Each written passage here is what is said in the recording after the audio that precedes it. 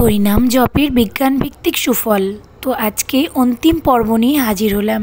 তো চলুন শুরু করা যাক। হরিনাম হৃদয়ে পরিশুদ্ধকারী। মহাপ্রভু বলেছেন, শ্রীকৃষ্ণ এই কলিযুগে নামরূপে আবির্ভূত হয়েছেন।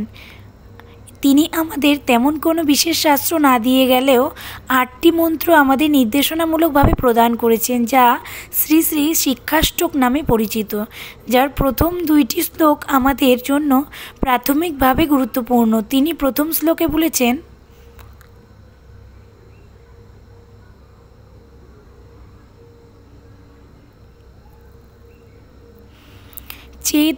চেতো দর্পণ মার্জনং ভব মহাদাবাগ্নি নির্বাপনম শ্রেয় কৈরব চন্দ্রিকা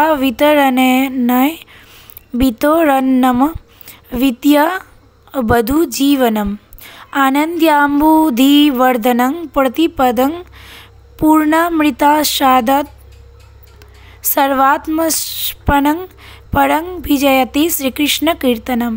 চিত্তরূপ দর্পণের মার্জনকারী, ভবরূপ মহাদাবাগ্নি নির্বাপনকারী, জীবের মঙ্গল স্বরূপ কৈরব চন্দ্রিকা বিতরণকারী, বিদ্যাবধূর জীবনস্বরূপ আনন্দ সমুদ্রের বর্ধনকারী, পদে পদে পূর্ণাকৃত আস্বাদন স্বরূপ এবং সর্বরূপের শীতলকারী শ্রীকৃষ্ণ সংকীর্তন বিশেষভাবে জয়যুক্ত হন।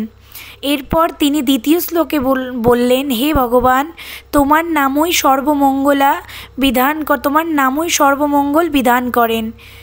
এই জন্য তোমার কৃষ্ণ, গোবিন্দ আদি বহুবিধ নাম তুমি বিস্তার করেছ। সেই নামে তুমি তোমার সর্বশক্তি অর্পণ করেছ এবং সেই নাম স্মরণের কালাদি নিয়ম করনি। হে প্রভু, এইভাবে কৃপা করে জীবের পক্ষে তুমি তোমার নামকে সুলভ করেছ।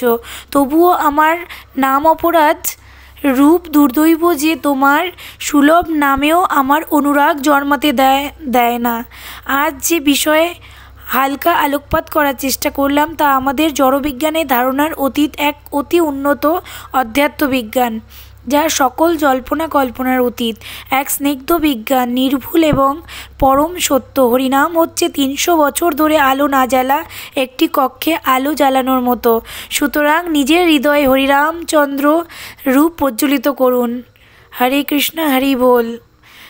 তো হরে কৃষ্ণ কৃষ্ণ কৃষ্ণ হরে হরে, হরে রাম রাম রাম হরে হরে। তো আপনারা অবশ্যই এই হরিনাম জপ করুন,